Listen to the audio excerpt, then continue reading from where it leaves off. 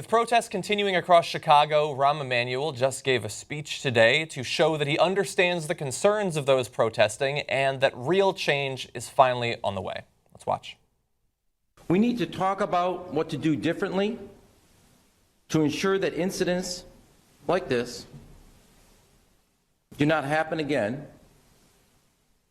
about the police culture that allows it and enables it, and the even larger cultural issues that devalue life in our communities.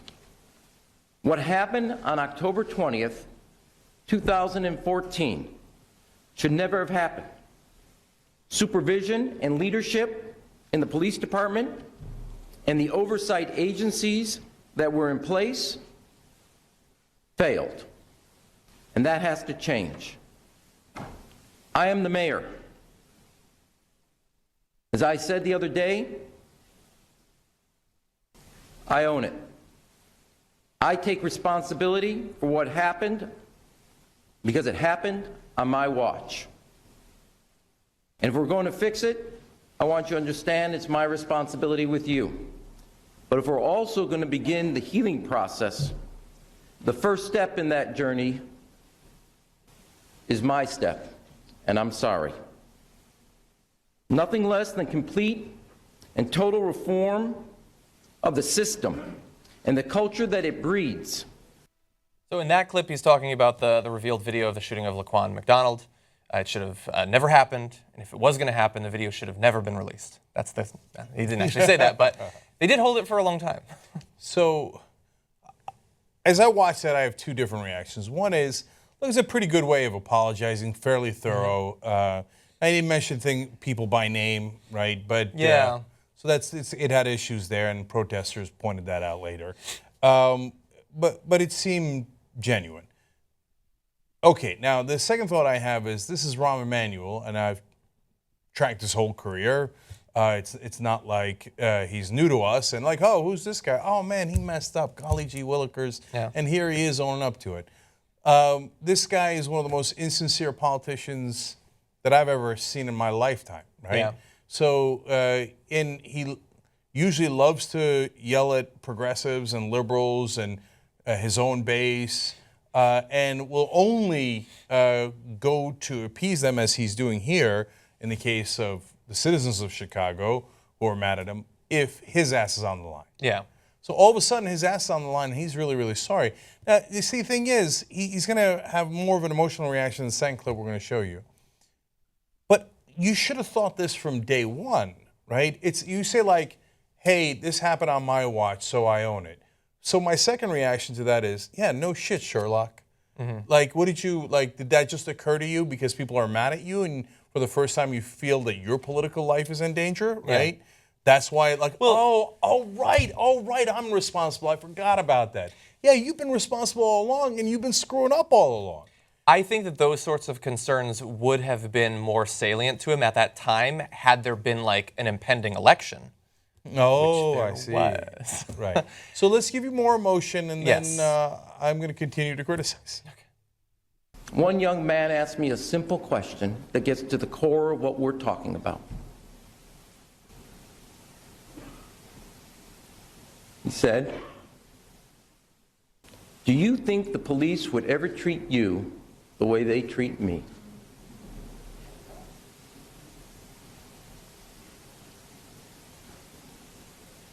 And the answer is no.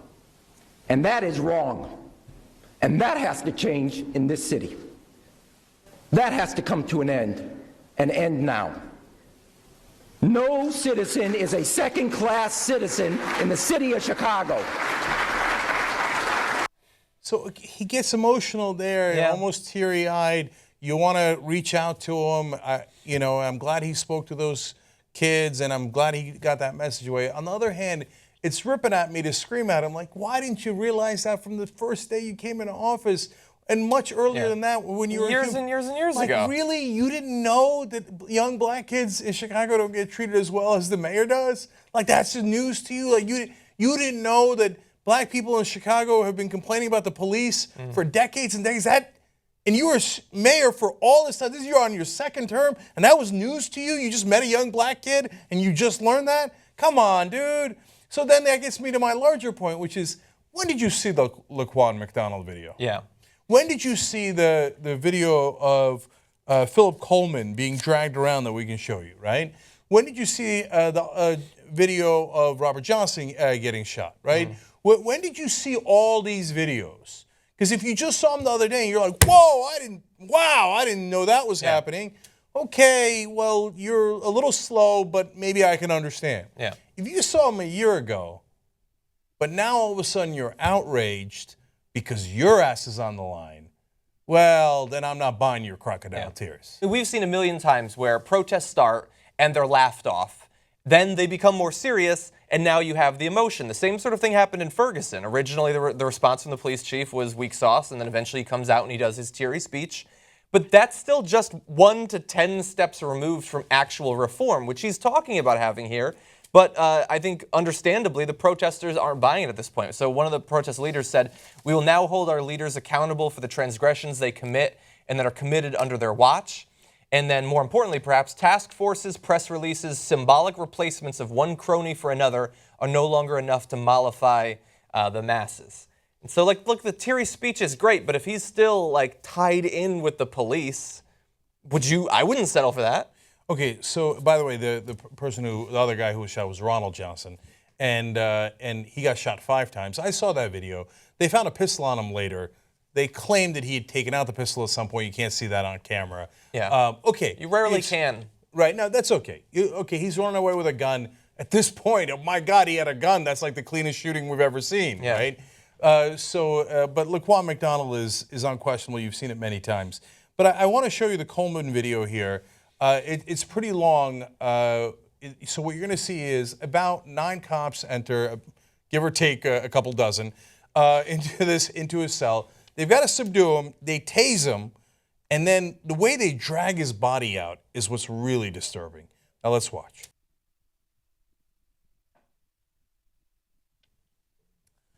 Okay, so look, you might say maybe the guy was out of control, and maybe they need a lot of guys, and maybe a lot of guys do it better than a couple of guys, and it's more simple. With multiple guys, you could just restrain him, whereas one might have to sort of fight him. I guess that might be the idea. I love that they have the cameras, but the blocking it out, which they have to do obviously, and then they're shooting it like 3 frames a second, it's incredibly difficult to even tell what's happening.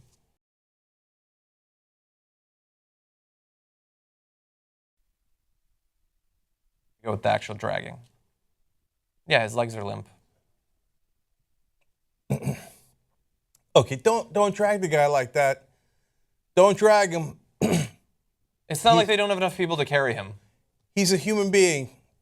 I know you don't like him. He resisted, yada, yada. You already tased him. You already got him under control. This is why people get mad. By the way, guess what happened to him? He died a day later. Yeah. He died a day later. Because if you keep kicking the crap out of people and tasing them and dragging them through the halls, sometimes they get permanent damage and sometimes they die. Yeah. So this can't be news to Rahm Emanuel.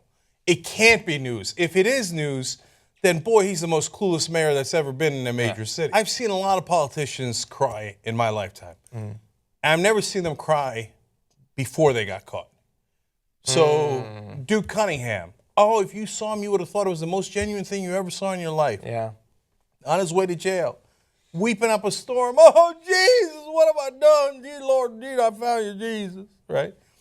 And no, but look, that sounded insincere. If you saw the tape, you'd be like, wow, that guy, he really means it. Yeah. We found out later that he'd taken a bag of cash that he was, and thrown it out the window of his car as he was driving to that press conference onto his wife's lawn so she could hide it. Yeah. And then he comes to the press conference, oh, I'm so sorry. I realized what I did wrong. I'm so sorry. I should have kept half.